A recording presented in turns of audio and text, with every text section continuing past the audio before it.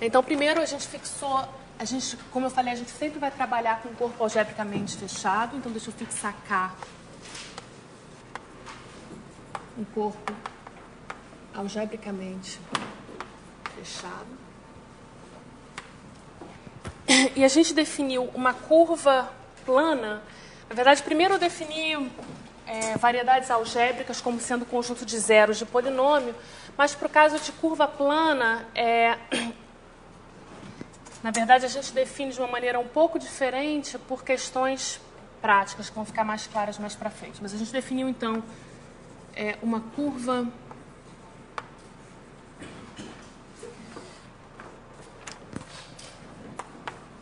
em geral, curva algébrica, mas em geral a gente vai omitir para simplificar, uma curva plana afim. Também fica implícito que a gente está trabalhando sobre o corpo K. Então, em geral, a gente simplesmente vai chamar de uma curva plana afim. É uma classe de equivalência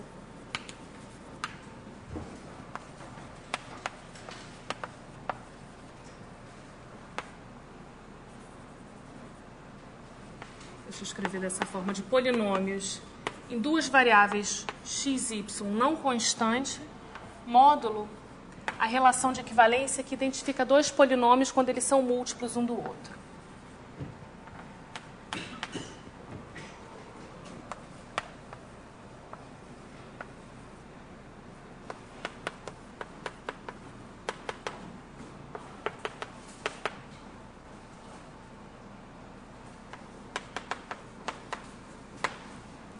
Então, essa daqui foi a nossa definição formal de uma curva plana afim.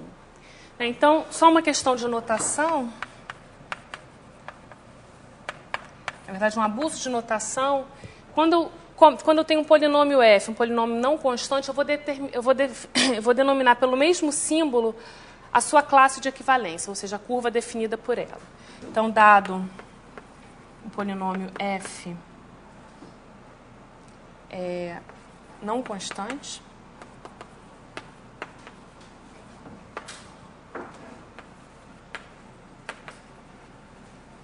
a gente denota também por f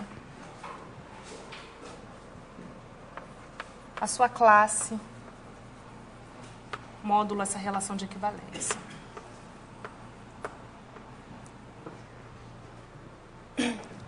Agora, então isso aqui, essa definição, uma definição como uma classe de equivalência, mas a gente tem uma interpretação geométrica como sendo um certo conjunto de pontos no plano afim que satisfaça exatamente a equação polinomial f igual a zero. Então, isso é o que a gente chama de o traço de uma curva. Então, o traço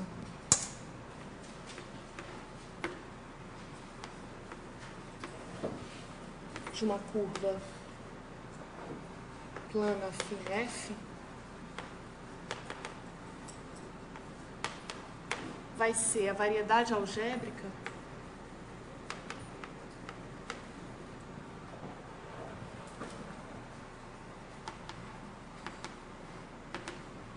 que eu chamei de VF na última aula, que é o conjunto de pontos no plano afim,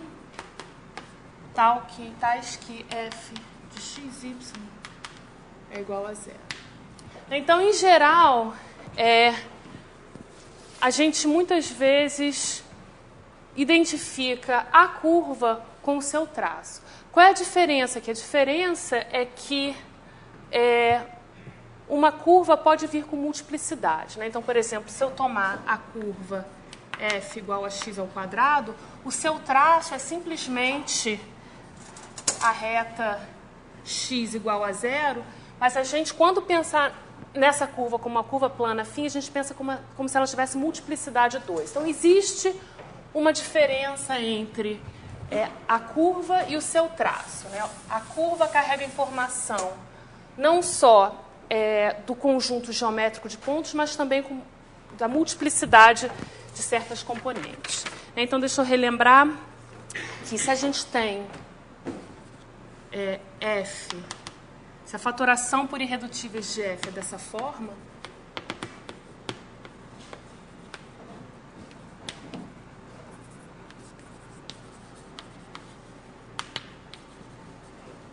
fatores irredutíveis,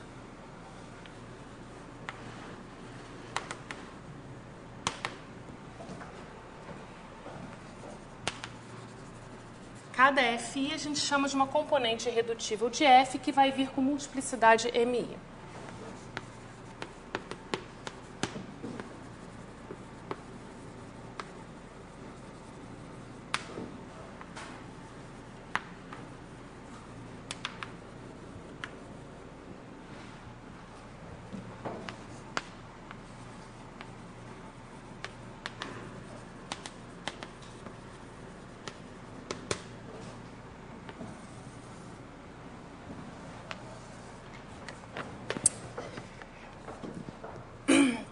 Ok, então o que mais que a gente definiu? Nesse caso, é fácil ver que o traço de F vai ser a união dos traços de suas componentes irredutíveis.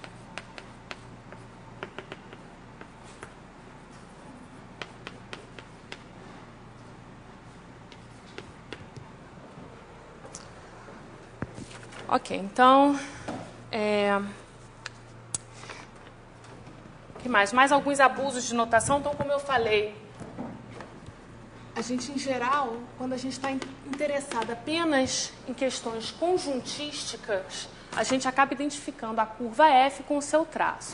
Então, quando eu disser P pertence a F, né, P vai ser um ponto do plano afim, ponto x, y, o que eu estou querendo dizer é que P pertence ao traço de F. Analogamente, agora a gente vai estar interessado na interseção de duas curvas. Quando eu escrever F interseção G, o que eu estou querendo dizer com isso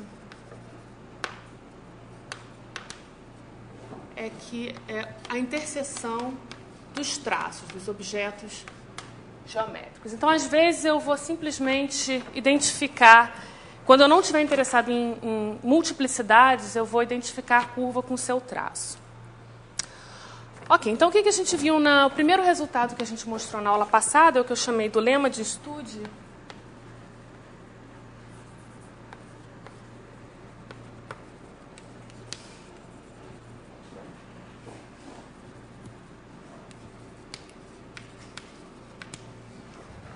E ele diz pra gente que o traço de duas curvas FG é igual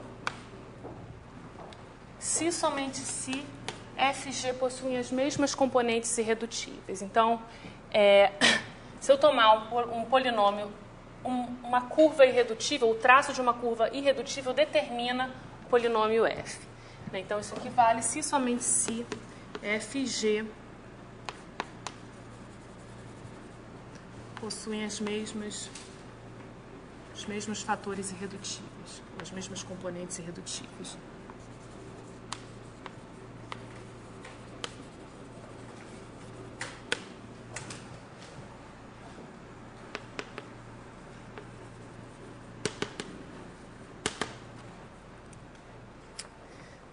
Então, na verdade, eu queria fazer duas observações sobre o lema de estude.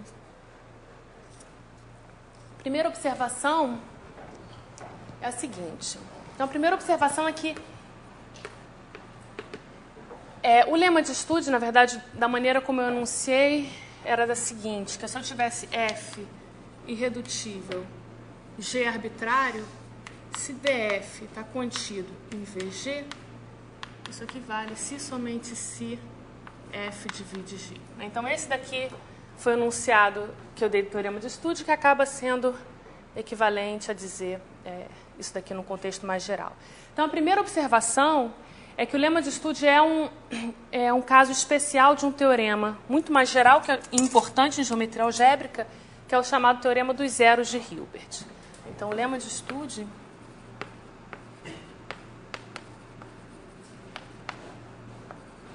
vai ser um caso especial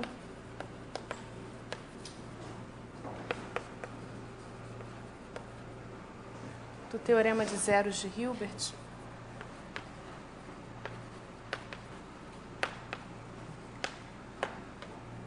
que é um dos pilares da geometria algébrica. Então, deixa eu enunciar, só por completude, o que diz o teorema de zeros de Hilbert no caso geral, e a gente vai relembrar a prova que a gente fez na última aula do lema de estudo. Então, o teorema de zeros de Hilbert diz o seguinte, isso é uma das versões, né? Se vocês procurarem na literatura,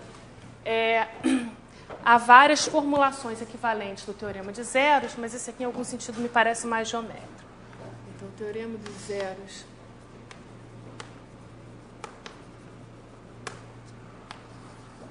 de Hilbert diz o seguinte. Então, de novo, a gente tem que supor que a gente está sobre um corpo algebricamente fechado, caso contrário, o teorema não é verdadeiro.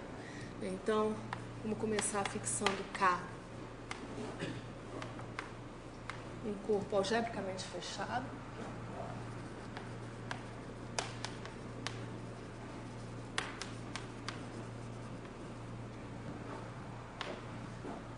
Deixa eu tomar polinômios F1, Fl.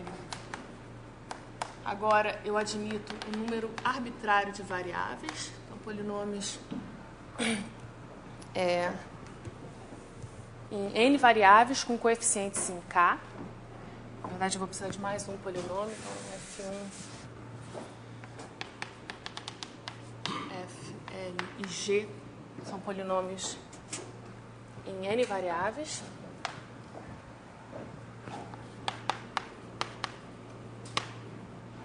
Então, o G se anula no conjunto, na variedade algébrica definida pelos Fis, ou seja, o V de F1 até Fl está contido em V de G. Isso aqui está dizendo exatamente que G é igual a zero para todo conjunto, para todo ponto nesse conjunto algébrico, essa variedade algébrica definida pelos Fis.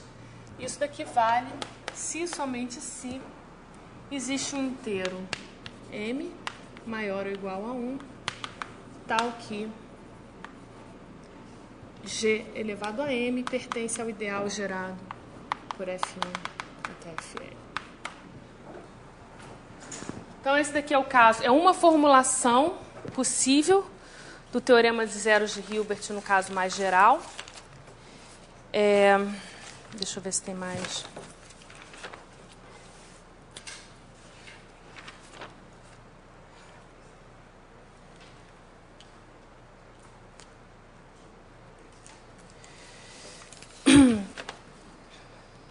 Então, isso que eu queria falar em geral sobre o teorema de zeros de Hilbert. Mais para frente, a gente vai estudar algumas formulações mais algébricas do lema de estudo do teorema de zeros de Hilbert. Então, essa aqui é a primeira observação, que isso daqui vale num contexto mais geral. Só que a demonstração, no caso geral, não é tão simples quanto a demonstração no caso para n igual a 2, que foi o que a gente viu na última aula.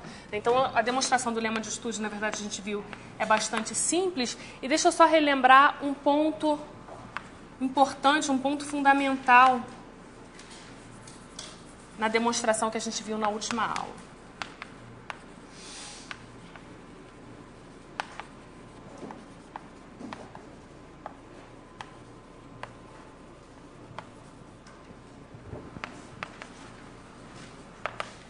Então, uma parte importante do argumento era a seguinte. Então, a gente mostrou o seguinte, que se a gente começa com dois polinômios, f e g, em duas variáveis x e y, tais que o MDC de f e g é igual a 1, então, a gente construiu, né, reduzindo usando o lema de Gauss, a gente mostrou que existem polinômios A e B em duas variáveis e um polinômio C apenas na variável x, polinômio C não nulo, não identicamente nulo, tais que a gente tem uma identidade polinomial da forma A, F mais BG igual a C. Então, a importância disso daqui, isso é uma maneira de você reduzir o número de variáveis. Então, esse lado, o lado esquerdo da equação, consiste de polinômio, combinação de polinômios A, F, B e G, que são polinômios em duas variáveis. Mas aqui no lado direito, a gente tem um polinômio em uma única variável. Então, isso daqui foi o que a gente usou para demonstrar o lema de Studi. E observa que a mesma coisa vale se a gente trocar x por y. Então, isso a gente vai ver que a gente vai usar... a gente pode usar esse ponto fundamental para mostrar outros resultados importantes. Então, por exemplo, vamos ver agora. Então, primeira coisa, então, como eu falei, a gente vai estar interessado em estudar a interseção de duas curvas. Então, a primeira coisa que a gente vai ver é que se as duas curvas F e G não têm componentes em comum, então a sua interseção é finita. Então, esse é o primeiro passo. E depois a gente vai querer calcular exatamente qual é o número de pontos de interseção. Então, vamos começar com duas curvas F e G, curvas planas afins, sem componentes, irredutíveis em comum.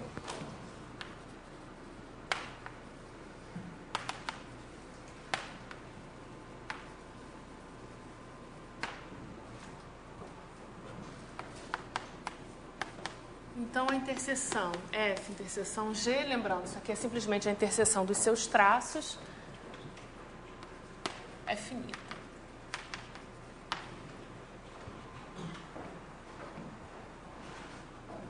Então, vamos mostrar isso. Então, o que a gente vai fazer, de novo, usar essa segunda observação. Então, a gente está supondo que F e G não tem componentes irredutíveis em comum, ou seja, o seu MDC é igual a 1, e a gente pode, então, aplicar essa observação. Então, como o MDC de F e G é igual a 1, pela observação 2, a gente encontra polinômios. A gente vai fazer isso daqui para a variável x e para a variável y. Então, a gente sabe que existem polinômios. Vou chamar A1, A2, B1, B2, em duas variáveis x e y.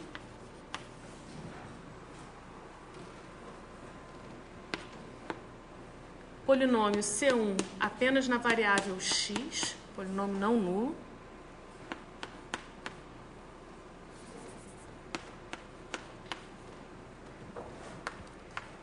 E um polinômio C2 apenas na variável y, polinômio também não nulo, tais que A1 F mais B1 G é igual a C1 polinômio em x e A2F mais B2G igual a C2 de y. Então, o que a gente observa com essas igualdades é o seguinte, que se a gente tem um ponto P com coordenadas x0 e y0 na interseção de F e G, então F e G se anulam nesse ponto e por essas equações o que a gente observa é que C1 de x0 é igual a 0 e C2 de y0 é igual a 0. Como esses polinômios C1 e C2 não são identicamente nulos, a gente só pode ter um número finito de soluções para essas duas equações polinomiais. Então, como C1 e C2 são diferentes de 0,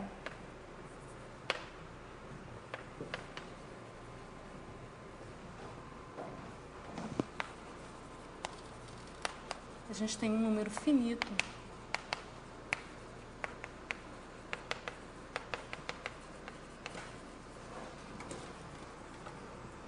de possibilidades para x0 e y0.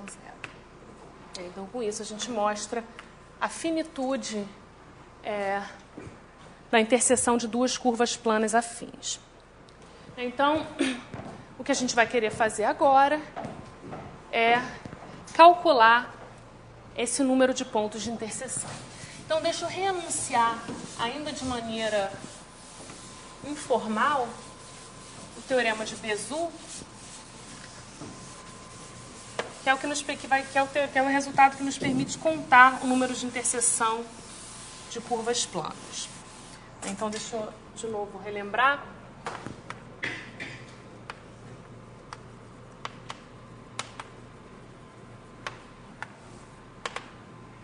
O teorema de Bézout diz o seguinte.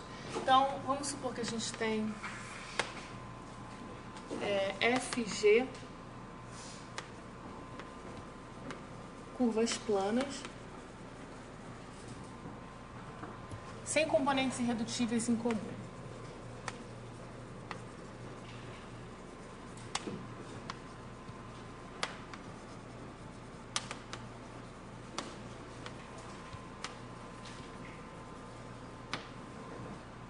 Então, o que o teorema de Bézout nos diz é que o número de pontos de interseção é exatamente igual ao produto dos graus, contados os pontos no infinito e as multiplicidades de interseção.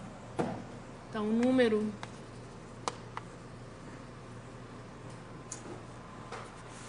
cardinalidade da interseção de F com G é igual exatamente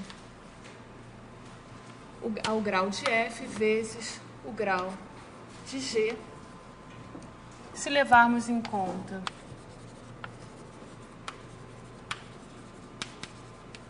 as interseções no infinito,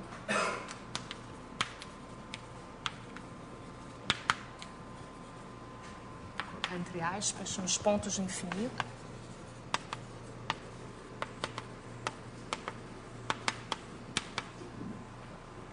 e as multiplicidades de interseção.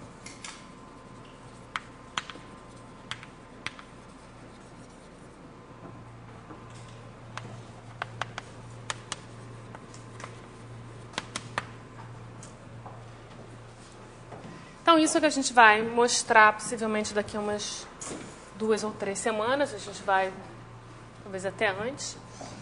Mas então, a primeira coisa que a gente tem que fazer é dar uma definição matemática rigorosa para o que a gente quer dizer com interseções ou pontos no infinito e as multiplicidades de interseção. Então, na última aula, eu introduzi o plano projetivo, eu vou redefini-lo, e a introdução do plano projetivo resolve esse primeiro problema, que é definir de maneira matematicamente precisa o que eu quero dizer com ponto no infinito. Então, deixa eu relembrar. Então, antes de redefinir o plano projetivo, deixa eu fazer uma definição,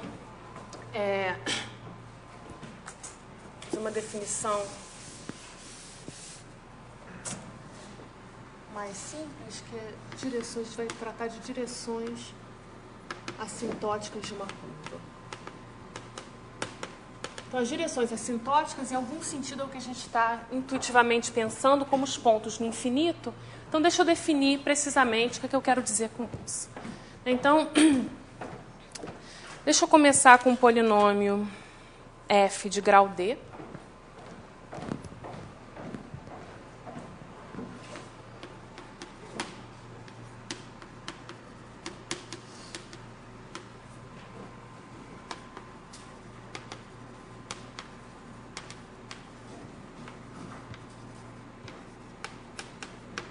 Polinômio não constante. Então, a gente pode escrever f como sendo F0 mais F1 mais Fd. Então, o que eu estou fazendo aqui é separando os monômios de grau 0, 1 até D. Então, cada um desses Fi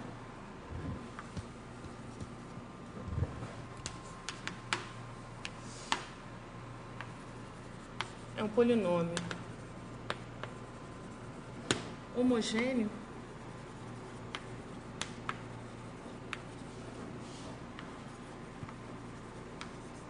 de grau D. Então, desculpa, de grau I. Então, intuitivamente, o que a gente sabe? Que se a gente começar a olhar para os pontos, vamos supor que a gente está sobre os complexos, onde a gente tem uma topologia, a gente tem uma métrica. Então, vamos supor que a gente tem K igual a C. Então, se você tomar pontos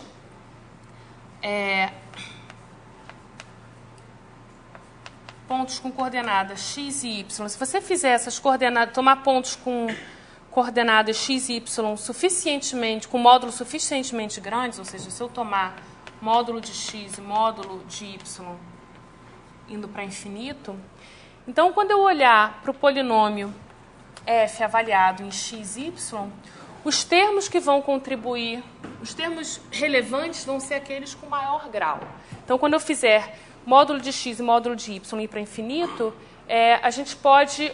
Uma aproximação razoável para esse polinômio é o polinômio fd. Então, agora, o polinômio fd, isso aqui em geral para qualquer corpo,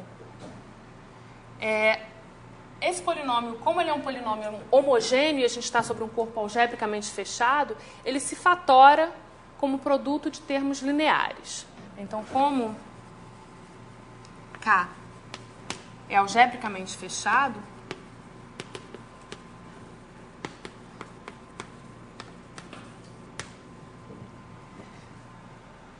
o polinômio fd ele vai se escrever como produtório de igual a 1 até d de fatores lineares, ou seja, fatores da forma AIX mais BIY. Deixa eu chamar isso daqui de LI, isso é a equação de uma reta. Então, isso daqui vale, em geral, quando a gente tem um polinômio em duas variáveis, ele não se fatora como produto de termos lineares. Mas se o polinômio for homogêneo, isso vale. Então, vou deixar como exercício, vocês se convencerem disso. Mas isso daqui é muito simples. Como o polinômio é homogêneo, o que eu posso fazer? Eu posso, por exemplo, colocar a variável y igual a 1. Aí eu tenho um polinômio em uma variável que se fatora como produto de fatores lineares. Então, produtos de coisas do tipo AI, x mais BI. E aí, simplesmente, eu coloco o y de volta para recuperar o fd. Então, vou deixar como exercício que vocês, quem ainda não fez, que verifique e se convença de que isso é verdade. A gente vai usar bastante esse fato. Então, esse polinômio homogêneo de maior grau, nessa descrição de f, ele se fatora por fatores lineares e essas retas que a gente define dessa forma, esses fatores lineares, são exatamente o que a gente chama de direções assintóticas de f. Então, deixa eu dar essa definição.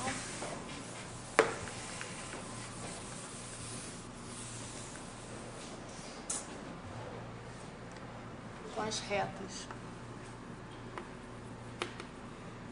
LI são chamadas direções assintóticas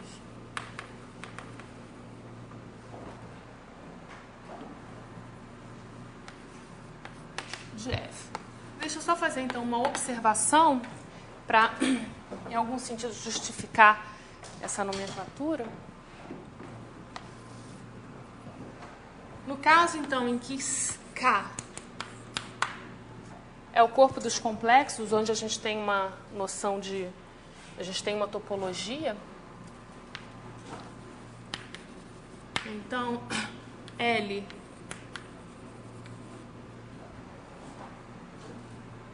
vai ser uma direção assintótica de F, se somente se. Então, como eu falei, esse L, essa reta L, é uma reta limite da seguinte forma. Então, a gente tem aqui a nossa curva. Então, o que eu posso fazer é tomar uma certa sequência de pontos. O importante é que suas coordenadas tenham norma indo para infinito. Eu olho para essas retas que ligam a origem a esses pontos. Então, uma direção assintótica vai ser um limite de tais retas. Então, deixa eu escrever isso em palavras. Se existe uma sequência Pn, então Pn vai ser um ponto com coordenadas xn e yn. Então, mas existe uma sequência Pn em F, tais que o módulo de xn e yn vão para infinito quando n vai para infinito, e a reta que liga a origem ao ponto Pn, quando n vai para infinito, essa reta tende à reta L. Então, isso daqui justifica essa nomenclatura de direção assintótica. De novo, vou deixar como exercício vocês verificarem a validade dessa afirmação. Então, vamos ver alguns exemplos.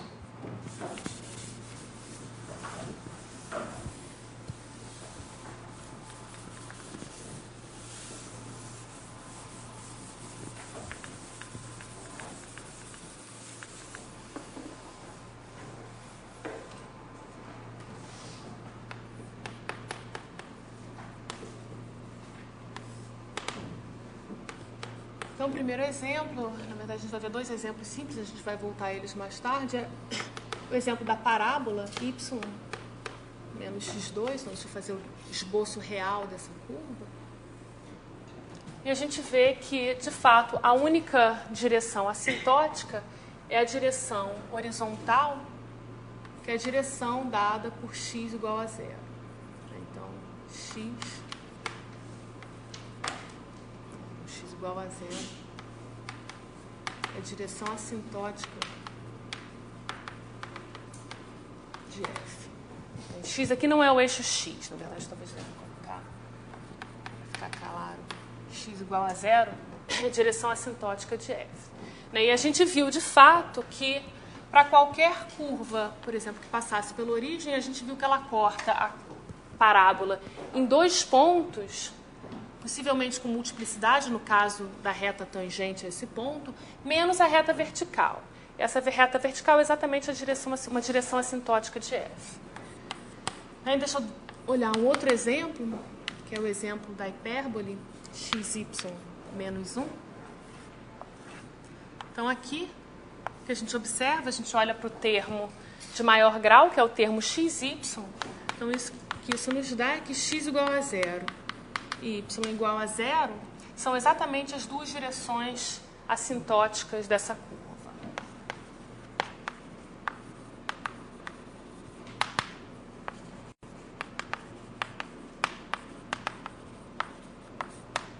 E, de fato, vocês podem observar que qualquer reta que passa pela origem vai interceptar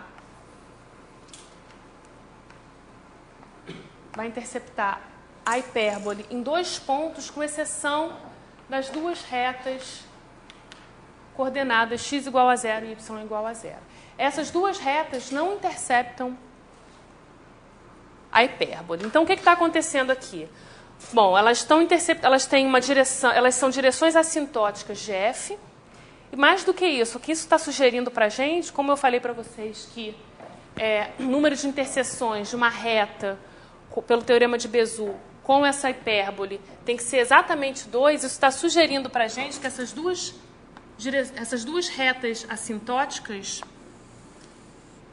elas interceptam a hipérbole em algum ponto de infinito, numa direção assintótica, com uma multiplicidade 2. Então, os pontos do infinito, eles podem aparecer nas interseções com multiplicidade. Então, a gente vai ter que entender, a gente vai ter que conseguir formalizar isso daqui. Então, esse é o próximo passo, que é definir formalmente o espaço projetivo. E o que a gente vai fazer é incorporar as direções assintóticas à curva de tal maneira que os pontos correspondentes a essas direções assintóticas, eles vão ser indistinguíveis dos outros pontos, dos pontos finitos. Então,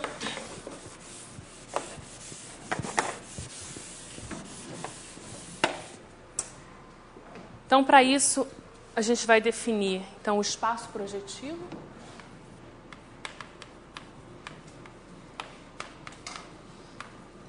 Eu defini o plano projetivo na aula passada, mas eu vou redefini-lo num contexto mais geral para qualquer dimensão. Então, a gente vai fixar um corpo K.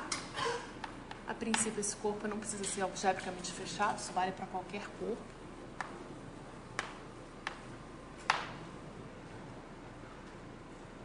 Então, o espaço projetivo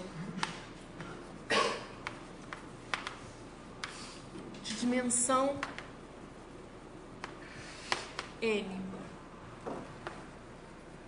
sobre K, que a gente denota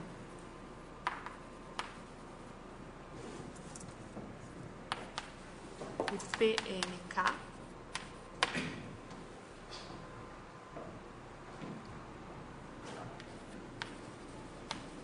vai ser como conjunto, vai ser o conjunto das retas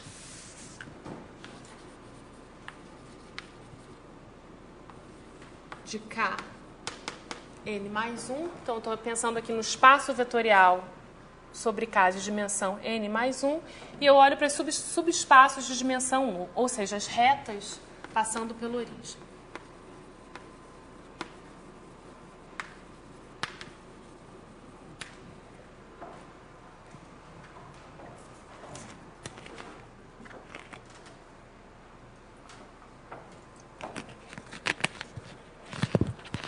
Em outras palavras, então repara, então PNK, às vezes eu simplesmente, quando for claro qual é o corpo de base, eu vou escrever simplesmente PN. Isso daqui vai ser, então repara que qualquer ponto diferente da origem em KN mais 1 determina de maneira única uma reta passando pela origem. Então, isso aqui eu posso pensar como sendo K N mais 1 menos a origem. E dois pontos, módulo é a relação que diz quando dois pontos determinam a mesma reta. Dois pontos vão determinar a mesma reta pela origem se eles forem, suas coordenadas forem múltiplas uma da outra. Né? Ou seja, isso aqui vai ser esse conjunto KN mais 1 menos a origem, módulo a relação de equivalência que identifica um ponto da forma x0 xn com um ponto lambda x0 até lambda xn, onde lambda é uma constante não nula. Então, esse daqui é o espaço projetivo. Então, a gente repara que com essa descrição aqui, a gente pode pensar no espaço projetivo de dimensão n como sendo um quociente de Kn mais 1 menos a origem, módulo essa relação de equivalência. Né? Então, vamos considerar a aplicação quociente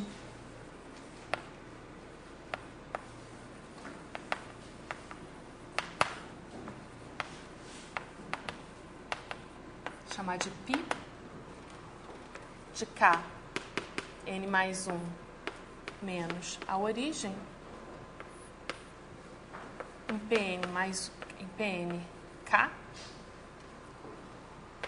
Então, que leva a um certo ponto desse espaço vetorial na sua classe de equivalência. Então, uma questão de notação,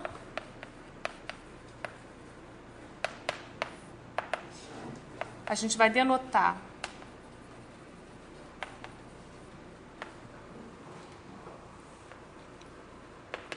com coordenadas projetivas x0 até xn. Então, aqui eu estou usando dois pontinhos ao invés de vírgula.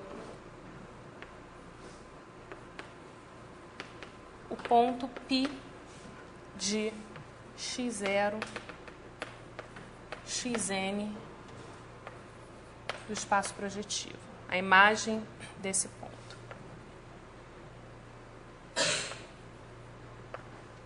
Então, Então, isso aqui é o que a gente chama coordenada projetiva de um ponto.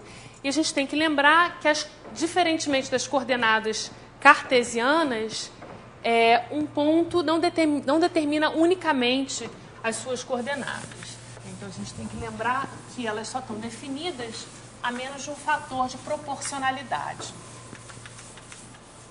Então, lembrando que x0, xn, como um ponto do espaço projetivo,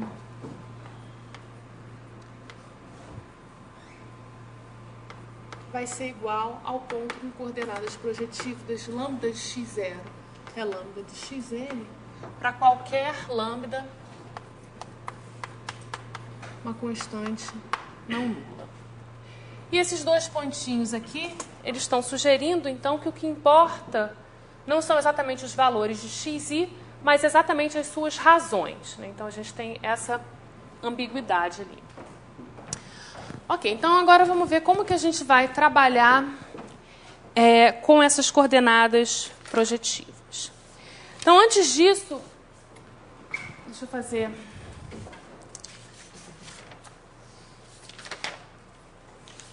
uma observação. Então, como eu falei, a motivação para a gente definir o plano projetivo é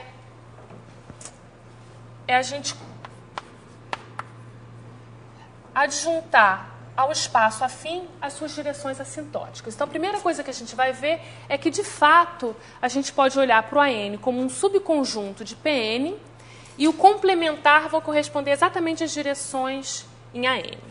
Então, deixa eu definir, para isso, deixa eu definir um subconjunto, deixa eu chamar de U de zero. Então, isso daqui vai ser o conjunto dos pontos x0, x1 até xn do plano projetivo, com a propriedade de que a primeira coordenada, x0, é diferente de zero. Então, repara que essa condição aqui, x0 ser diferente de zero, essa condição não depende da escolha de coordenadas projetivas. Se você trocar as coordenadas projetivas, o fato da primeira coordenada ser zero ou não é independente. Então essa condição independe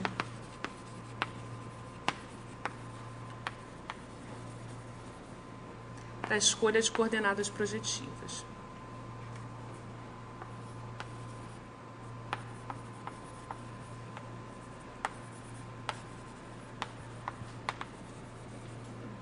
Isso daqui vai ser, então, um certo subconjunto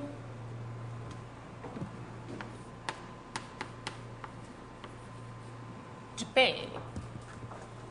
E o que a gente observa é que, na verdade, a gente tem uma bijeção entre esse subconjunto e o espaço afim a N. Então, deixa eu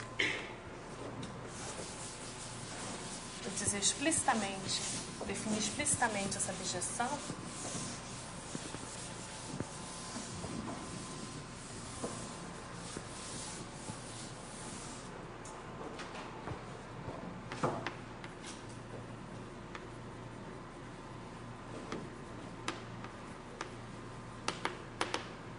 Entre AN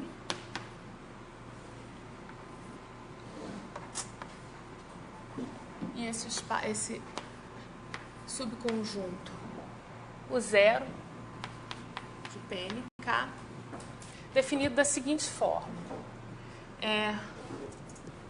Bom, eu vou olhar. Então, os pontos de AN são determinados por suas coordenadas cartesianas, x1 até xn.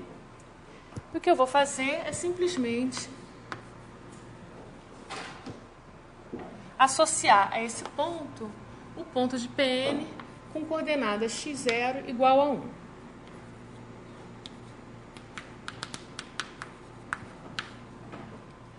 Repara que isso daqui, de fato, é injetor, porque no que eu fixo a primeira coordenada, as outras ficam unicamente determinadas.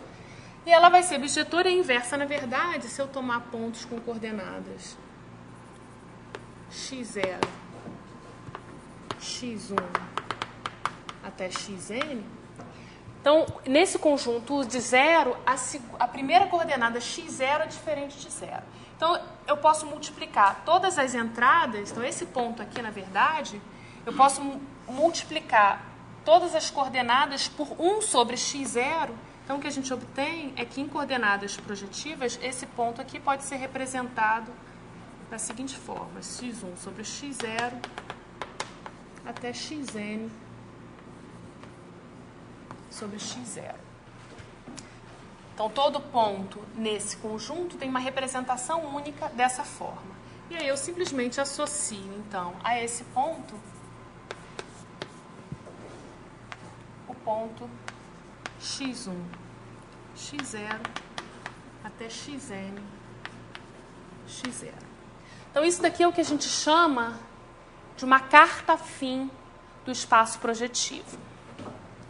Então, o 0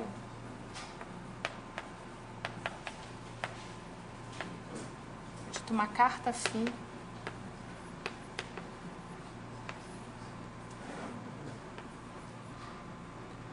de Pn.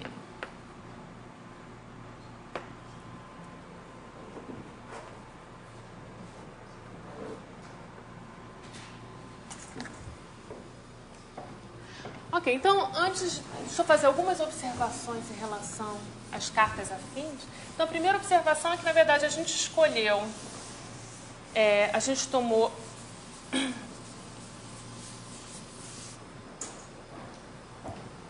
tomou aqui a primeira coordenada diferente de 0, mas isso aqui foi uma escolha arbitrária.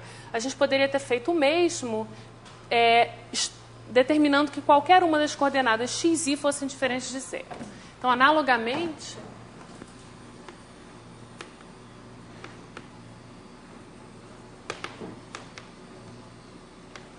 nós temos bijeções entre o I, que é definida como sendo o conjunto dos pontos do plano projetivo, para as quais a iésima coordenada é não nula, e o espaço afim a NK, definido de maneira análoga. Então, essa é a primeira observação. A segunda observação é o seguinte: vamos ver o que acontece, o que aparece no complementar. Então, o PN, por definição, ele vai ser então coberto por essas cartas afins. Então, a gente tem que PNK, ele vai ser a união dessas cartas afins. Então, se a gente quiser olhar, estudar um certo ponto no espaço projetivo, se for mais conveniente olhar para coordenadas cartesianas, a gente pode simplesmente escolher uma dessas coordenadas, uma dessas cartas afins. E a segunda observação é que, vamos ver o que acontece no complementar. Então, o que seria, por exemplo, PNK menos uma dessas cartas afins, por exemplo, o de 0. E o mesmo vale para os demais. Então, isso daqui, por hipótese, então, vai ser o conjunto dos pontos no plano projetivo com coordenadas projetivas 0, x1 até xn.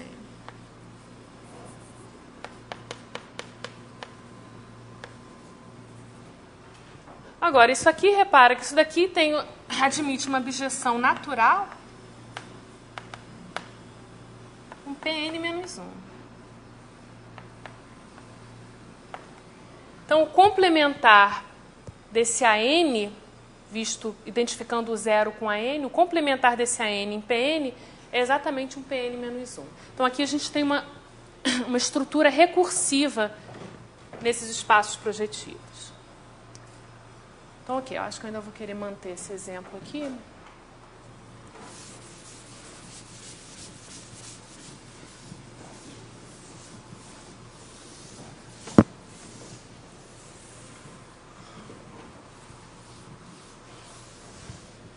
E agora eu quero, em algum sentido, justificar que o espaço projetivo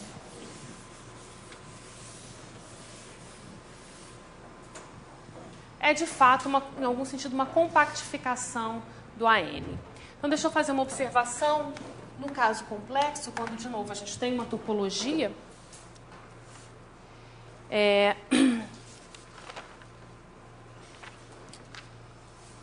Então, deixa eu tomar de novo. Se K é o corpo dos números complexos, então a gente tem uma topologia tanto em AN quanto em PN. Então, em AN a gente vai ter, então, AN, por definição,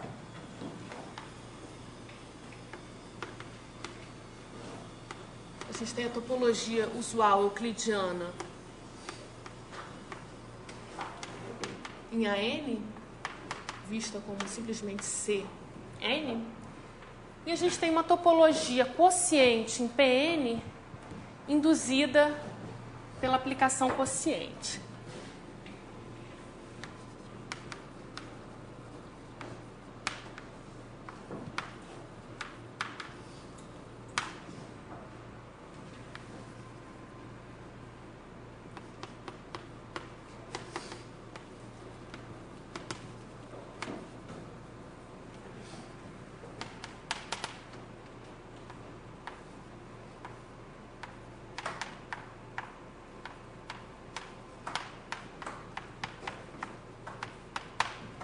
Então, a gente tem uma topologia natural nesses dois espaços e com essas topologias, essa objeção que a gente definiu aqui, ou qualquer uma dessas objeções, na verdade vai ser um homeomorfismo. Então, com essas topologias,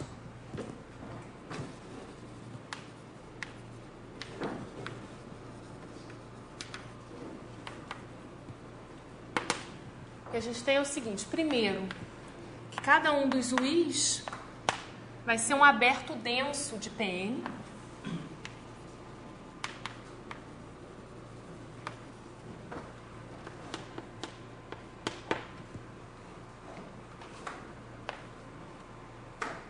Além disso, essas bijeções que a gente definiu são homeomorfismos.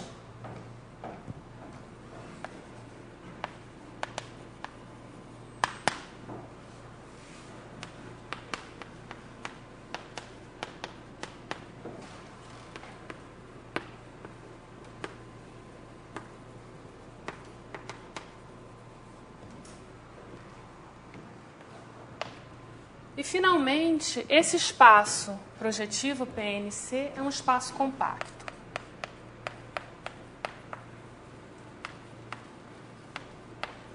Ou seja, o que a gente está fazendo, na verdade, é compactificando, então, o espaço CN, que é um espaço que a gente sabe que não é compacto. No caso geral, para um corpo algebricamente fechado qualquer, a gente não vai ver isso agora, mas possivelmente mais para o final do curso, existe uma maneira de você definir uma topologia, tanto em AN quanto em PN, para as quais ainda vão valer essas observações. Mas isso é só uma observação para justificar essa introdução do espaço projetivo. Ok, então vamos ver agora o que acontece. Deixa eu ver se tem mais alguma observação.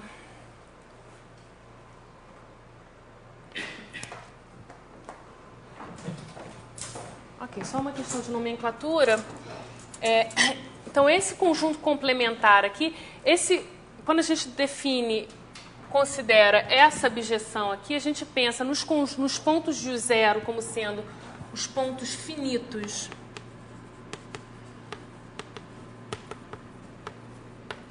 de PN, isso aqui é bastante informal. E esse complementar aqui vão ser esse PN menos 1 aqui, vão ser os pontos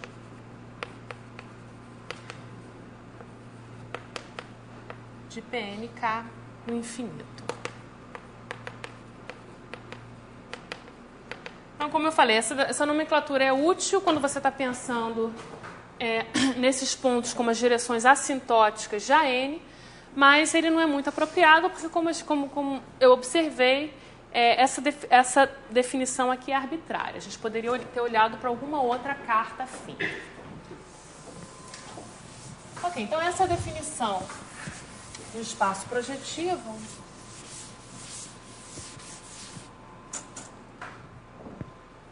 e agora vamos ver como é que a gente pode trabalhar com essas coordenadas projetivas para definir o que a gente chama de variedades algébricas projetivas.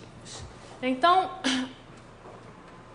como eu falei na última aula, se a gente tomar um polinômio f, x1 até xn, x0 até xn em n mais uma variáveis, essa condição aqui de um polinômio ser igual a zero, ela não está bem definida para um ponto em coordenadas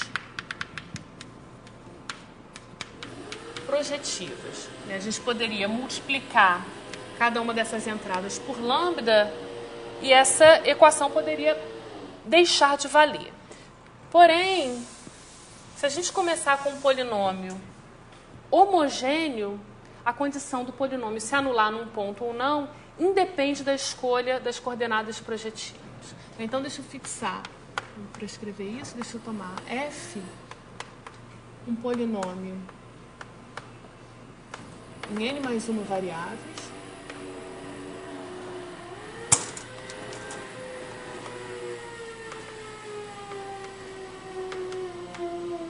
polinômio homogêneo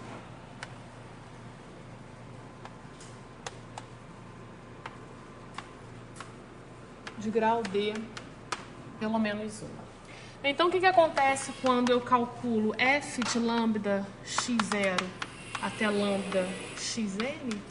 Isso daqui passa a ser lambda elevado a D vezes f de x0 até xn. Né? Ou seja, a condição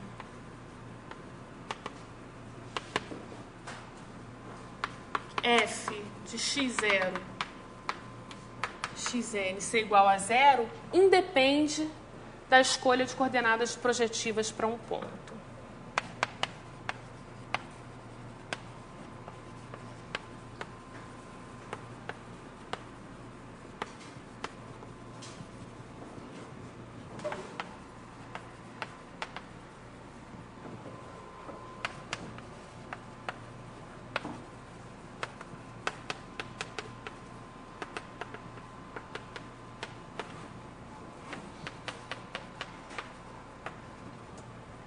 E com isso a gente pode usar esses polinômios homogêneos para definir o que a gente chama de variedades algébricas projetivas da mesma forma que a gente fez no caso afim. Então, o que a gente faz então é começar com um conjunto de polinômios homogêneos, o conjunto arbitrário de polinômios homogêneos, deixa eu chamar de S.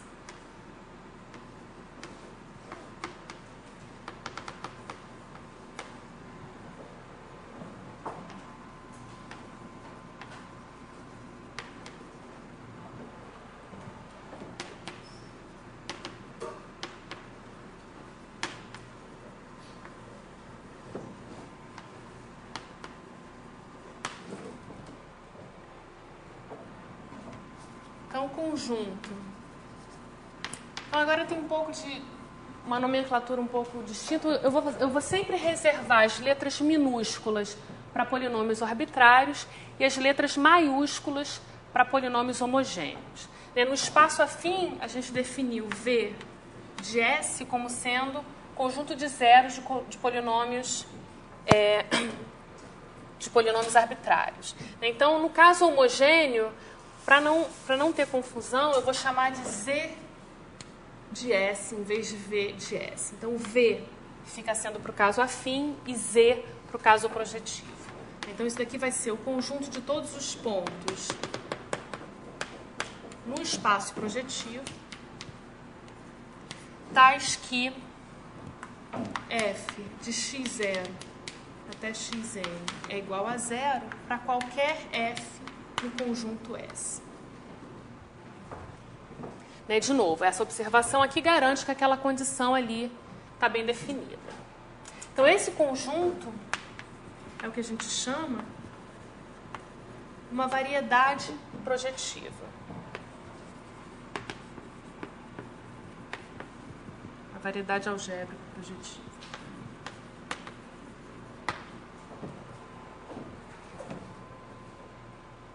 E o que a gente vai estar interessado agora é no caso em que n igual a 2. Né? Então, no caso de curvas algébricas, agora projetivas.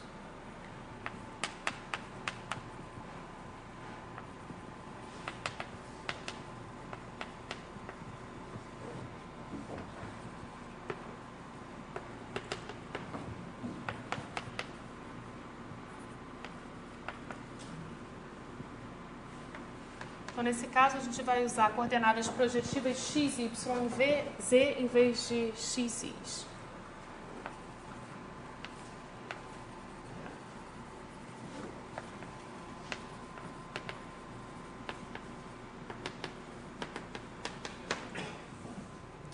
Ok, então vamos ver agora a relação com as curvas algébricas, as curvas planas afins que a gente definiu antes.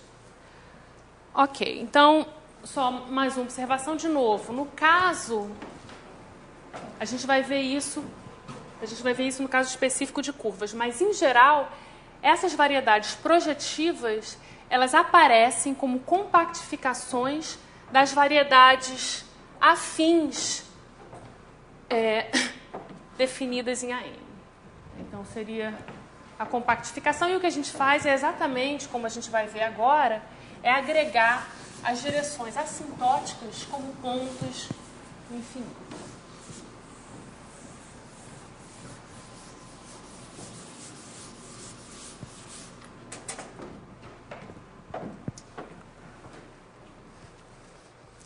Ok, então, vamos relembrar. Então, nesse caso, n igual a 2, o que a gente tem? Eu vou tomar o aberto U,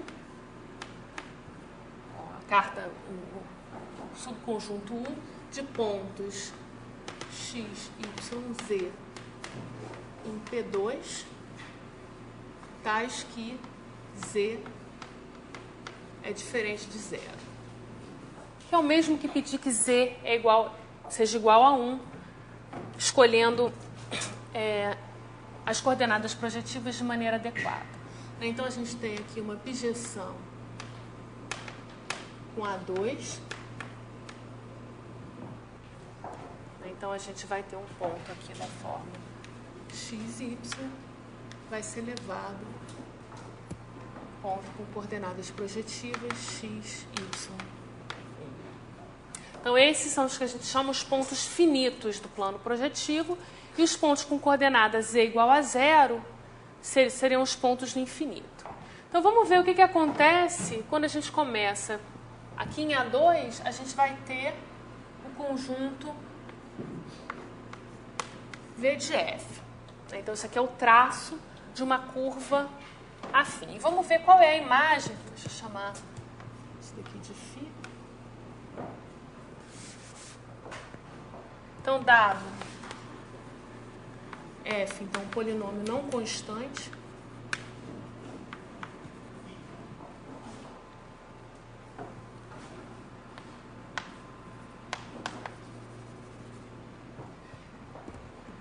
então, a gente tem que um ponto da forma x, y. Então, a gente tem que o ponto x, y pertence a V de F.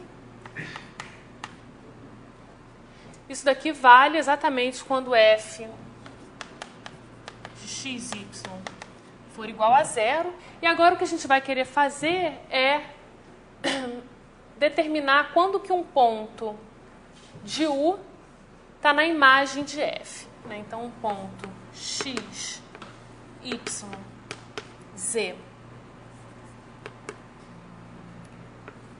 pertence à imagem de VF,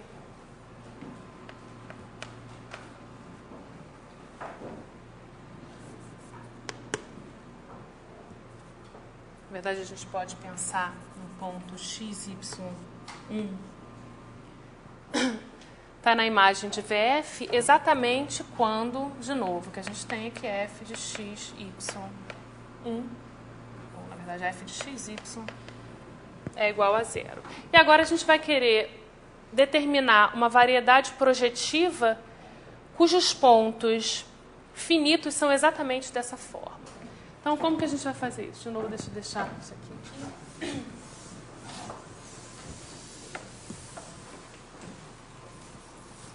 Então, vamos olhar para o polinômio f com um pouco mais de detalhes. Então, a gente escreve f em parcelas homogêneas.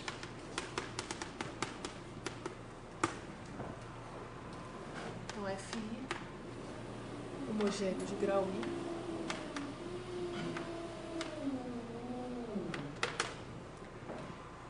E agora o que a gente vai fazer é modificar esse polinômio para que ele se torne homogêneo e defina uma certa curva em P2, cujos pontos finitos são exatamente a imagem do VF. Então, o que a gente vai fazer é o seguinte. Deixa eu tomar F grande.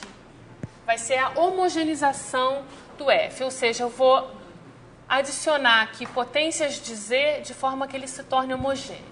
Então, eu vou colocar Z elevado a D vezes F0, mais Z elevado a D menos 1 F1, até FD, ou seja, em outras palavras, isso aqui é simplesmente Z elevado a D vezes F de X sobre Z, Y sobre Z. Isso daqui é o que a gente chama da homogeneização de F.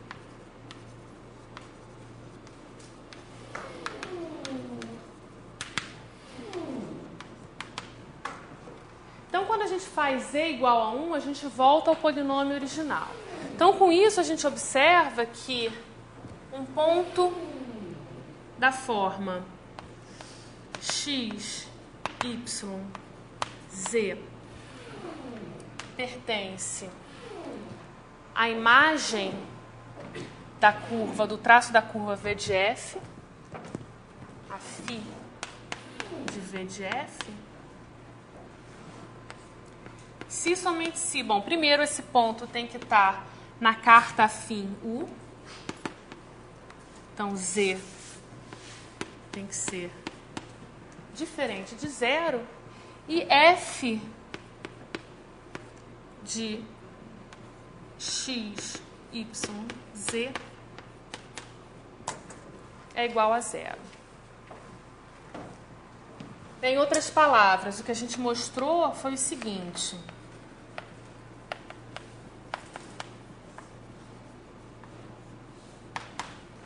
Se a gente identificar o plano afim com essa carta U,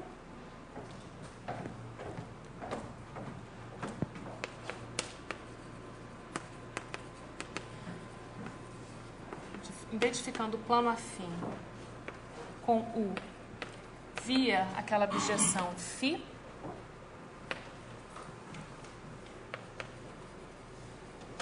o que a gente tem é que a interseção de Z de F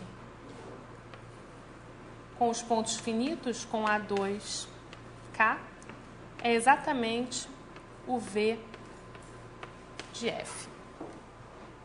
E agora o que a gente vai ver é o que está sendo adicionado de extra, quais são os pontos no complemento desse conjunto.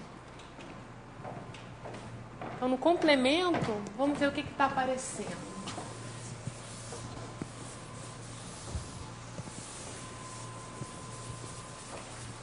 Então, agora a gente quer entender quem são os pontos de Z de F que não estão na parte finita. Então, isso daqui vão ser... O que é isso daqui? Isso aqui são os pontos da forma x, y, 0, tais que f de x, y, 0 é igual a 0. Então, vamos entender quem são esses pontos. Ok, vamos voltar à definição do f. O que acontece quando a gente faz z igual a 0? Quando a gente faz z igual a 0, todas essas parcelas vão se anular, com exceção da última, fd. Aqui eu estou supondo que o grau efetivo da curva é D. Então, esse aqui eu estou supondo que é diferente de zero. Então, então, isso daqui vai ser exatamente o conjunto de pontos da forma x, y, 0, tais que fd de xy é igual a 0. Agora, relembrando que o fd a gente pode escrever como produto de fatores lineares, igual a 1 até d de AIX mais BIY, isso aqui é o que eu chamei de LI. Então, o que a gente vê é que esse conjunto aqui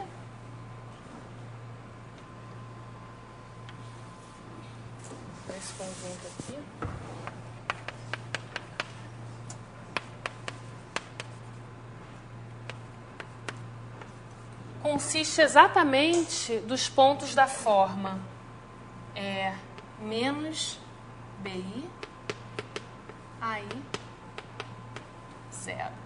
Então, a gente vai ter, no máximo, aqui pode haver repetições, mas então a gente vai ter, no máximo, D pontos no infinito. E repara, esses pontos que a gente está adjuntando, que aparecem no infinito, correspondem exatamente às direções assintóticas da curva. Então, para cada direção assintótica da curva, ou seja, para cada fator linear de FD, a gente vai ter um ponto no infinito.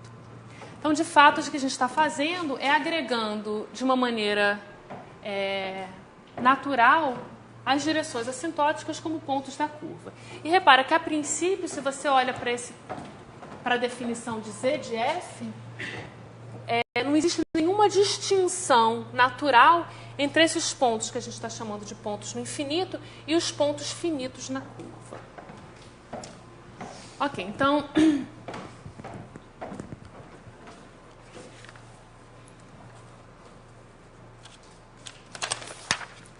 Então, vamos voltar a esses exemplos aqui.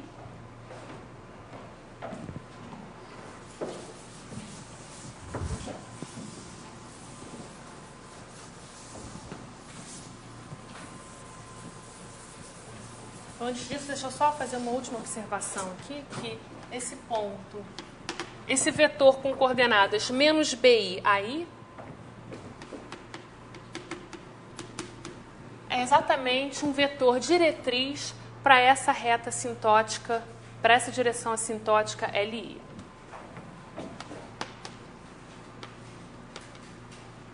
Diretriz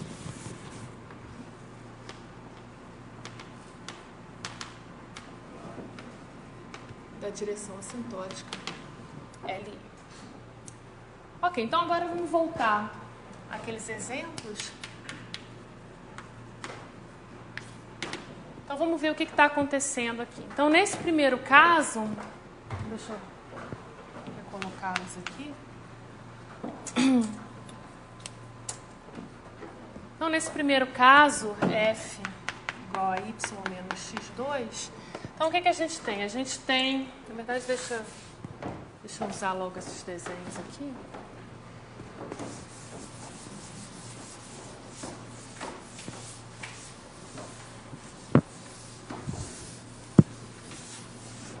Então, nesse caso aqui, vamos olhar para a primeira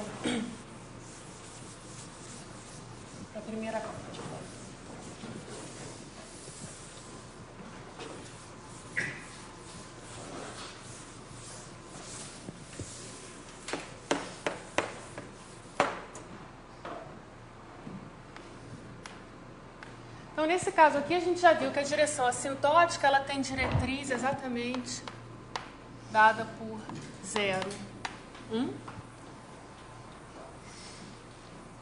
Vamos ver o que acontece quando a gente homogeneiza o polinômio f. Então, o que a gente vai ter é zy menos x2. Os pontos que aparecem no infinito são aqueles para os quais z é igual a 0. Então, o z de f, interseção os pontos no infinito, que são exatamente a reta dada por z igual a zero, ou seja, o conjunto de zeros do polinômio z. Isso daqui vai ser exatamente... Então, isso aqui vai ser z igual a zero, então x igual a zero, então vai ser esse ponto aqui. Então, esse daqui é o único ponto infinito daquela cônica projetiva. Está aparecendo... E aqui, repara, se você olhar, esquecer a coordenada z, 0, 1, é exatamente essa direção assintótica. Então, nesse caso aqui, de novo, a gente pode... As direções assintóticas são a direção vertical, dada por diretriz 0, 1, e a direção horizontal, 1, 0. Então, o que acontece quando a gente homogeneiza o polinômio? O polinômio passa a ser xy menos z2. Os pontos no infinito, então, são aqueles pontos no conjunto, na curva F, definidas por z igual a zero. Então, esses aqui são os pontos no infinito.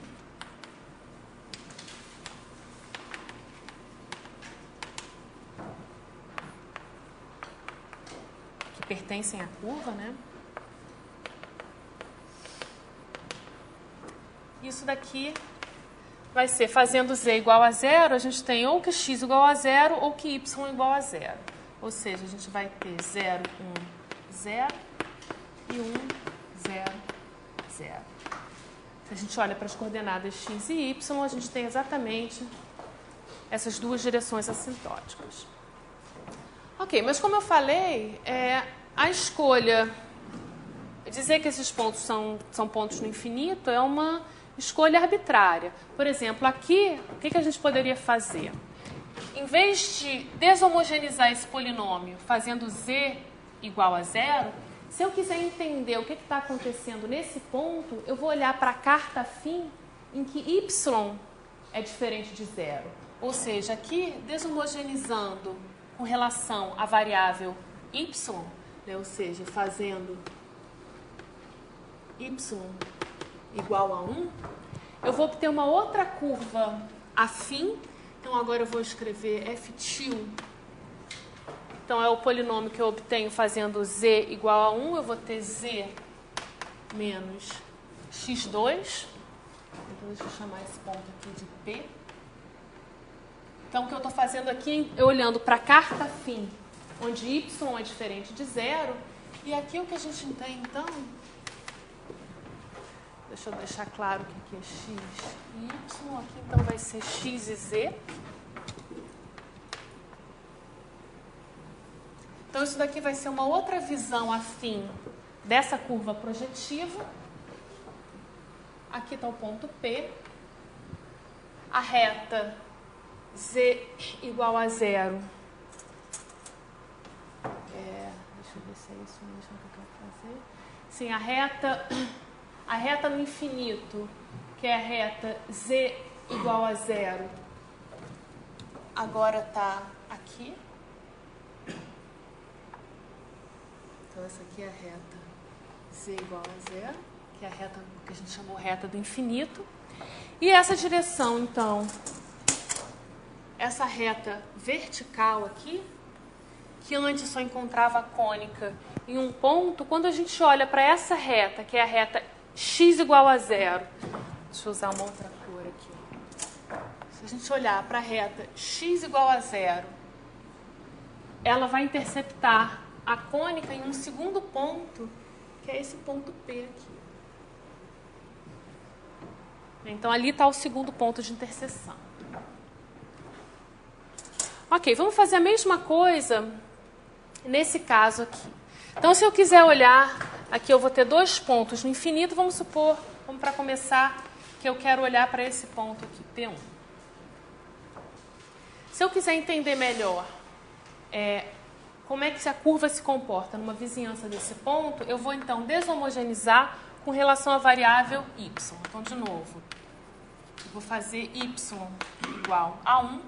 Eu obtenho um polinômio f til, que vai ser dado por x menos z2. Então, o que a gente vai ter aqui se eu olhar para o eixo x, eixo y, eixo z, Então, essa equação aqui, a cônica, vai aparecer dessa forma. Esse aqui, então, é o meu ponto P1. E a reta no infinito é essa reta aqui, z igual a zero. Essa aqui é a reta no infinito.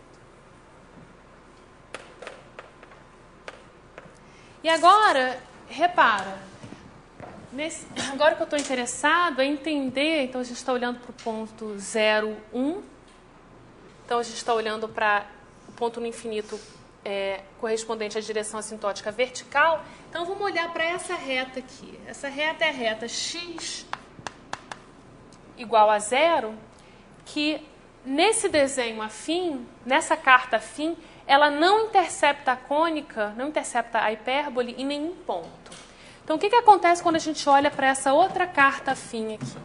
Então a curva, então, x igual a zero, agora é essa curva aqui. Então, o que a gente observa agora é que ela intercepta a cônica nesse ponto P1, e mais do que isso, essa interseção é tangencial. Então, o que a gente observa é que essa reta que parecia que não interceptava a cônica, quando a gente olha para projetivização, para a cônica projetiva, ela passa a interceptar a cônica em um ponto que está no infinito, e essa interseção é tangencial. Então, dessa forma, a gente consegue entender bem, olhando para cartas afins distintas, a gente pode entender bem a interseção de quaisquer duas curvas num certo ponto, né? A gente tem que escolher coordenadas afins, cartas afins adequadas. Ok, então isso, de fato, então, justifica, como eu falei, que a gente está fazendo quando a gente olha para o plano projetivo, é agregar esses pontos no infinito como sendo pontos usuais da curva. Então, agora deixa eu fazer dar algumas definições nesse contexto. Então, de novo, a gente definiu uma variedade algébrica projetiva como sendo um subconjunto do espaço projetivo dado como zeros comuns de polinômios homogêneos. Mas, para o caso de curvas planas, muitas vezes a gente vai querer levar em consideração multiplicidade das componentes. Então, exatamente em analogia com o caso afim, deixa eu definir uma curva plana projetiva.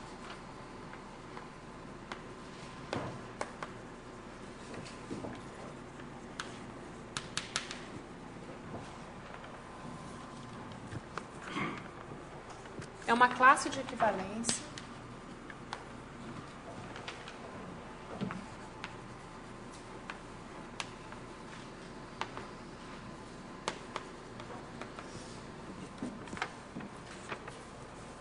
de polinômios homogêneos não constantes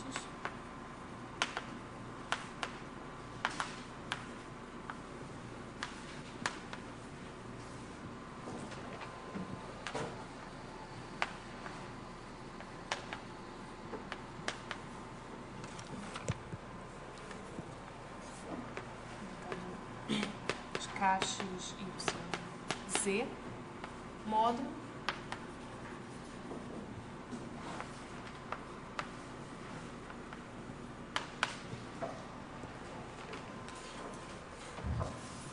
a relação que identifica f com g se e somente se existe uma constante não nula, lambda tal que f é igual a lambda g.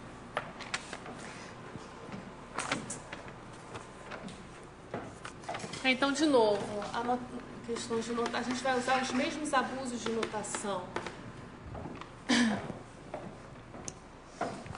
que a gente usou no caso afim. Então, dada um polinômio f homogêneo,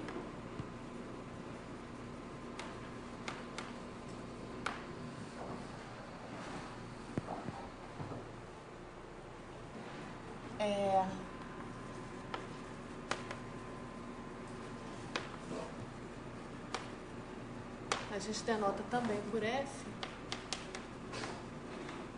a sua classe módulo essa relação de equivalência. Ou seja, a gente identifica o polinômio com a curva plana projetiva definido por ele.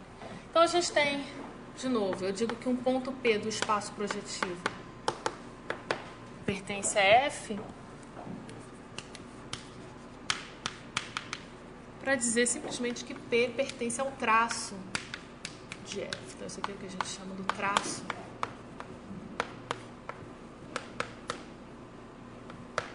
da curva F.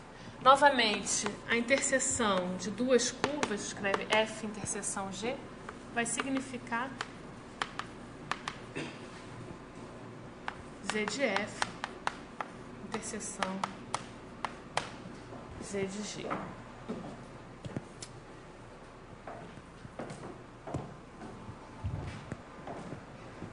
E a gente tem as mesmas definições de antes, né? Então, o grau da curva F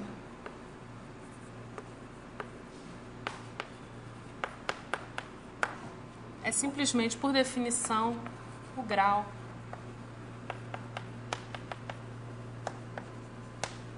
do polinômio F. Se a gente tem uma fatoração por irredutíveis,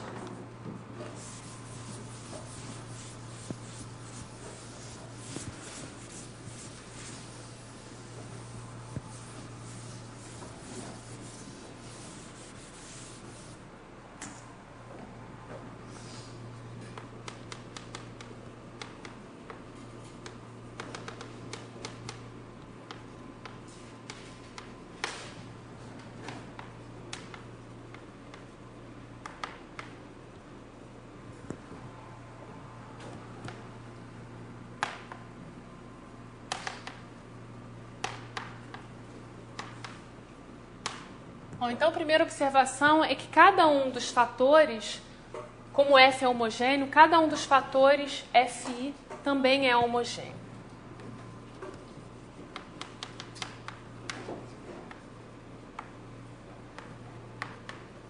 Isso daqui é um exercício simples de álgebra, que eu vou deixar para vocês verificarem.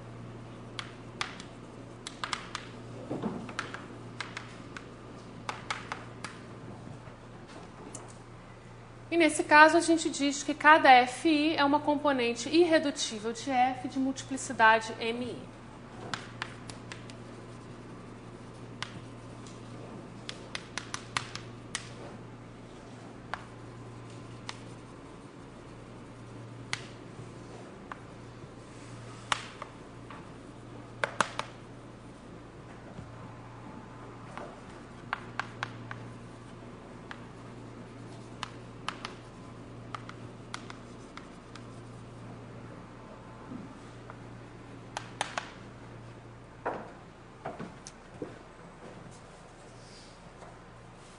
Então, uma questão de notação geral, a gente chama de reta uma curva de grau 1, uma cônica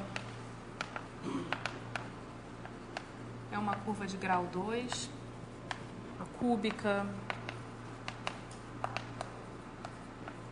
é uma curva de grau 3 e assim por diante.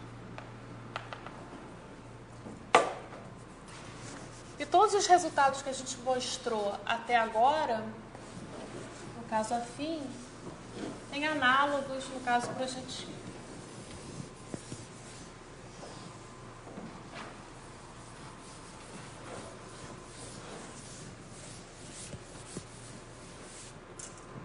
Então, valem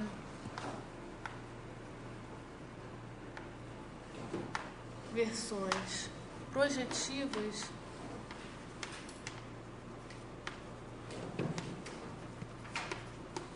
do lema de Studi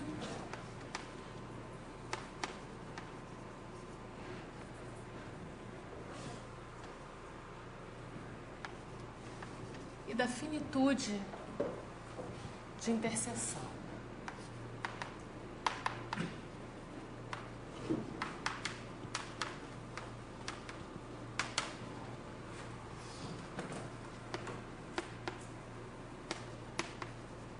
De curvas planas.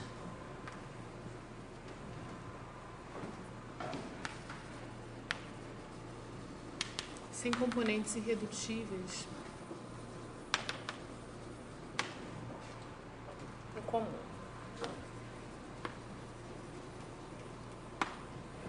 Então, o exercício que eu vou deixar para vocês é enunciarem e provarem as versões projetivas do lema de estudo e da finitude de interseção. Isso.